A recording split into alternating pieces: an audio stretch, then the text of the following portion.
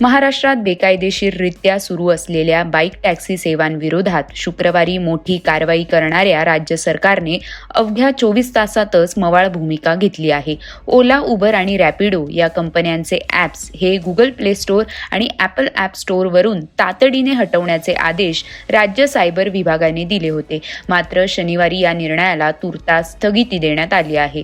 सरकारने या निर्णयाला स्थगिती का दिली हे या व्हिडिओच्या माध्यमातून जाणून घेऊयात. नमस्कार, आपण पाहत आहात लोकसत्ता लाईव्ह. शुक्रवारी म्हणजेच 15 मे रोजी महाराष्ट्र सायबर विभागाच्या अतिरिक्त पोलीस महासंचालक कार्यालयाने माहिती तंत्रज्ञान कायदा 2000च्या कलम 79(3)(ब) चा वापर करून गुगल आणि ॲपलला नोटीस पाठवली होती. या नोटीसमध्ये ओला, उबर आणि रॅपिडो हे ॲप्स गुगल प्ले स्टोअर आणि ॲपल ॲप स्टोअरवरून हटवण्याचे आदेश देण्यात आले होते. मात्र कायदेशीर पेचामुळे सरकारने हा आदेश शनिवारी मागे घेतल्याचं समजतंय.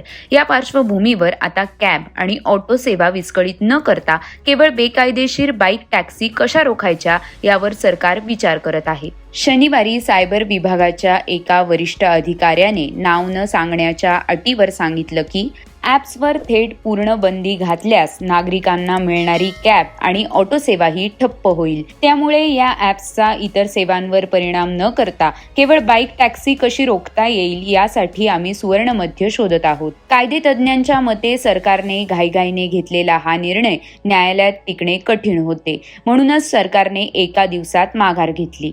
अशातच आता बेकायदेशीररित्या सुरू असलेल्या बाईक टॅक्सी सेवा रोखण्यासाठी सरकार काय निर्णय घेणार हे पाहणे आता महत्त्वाचे ठरणार आहे.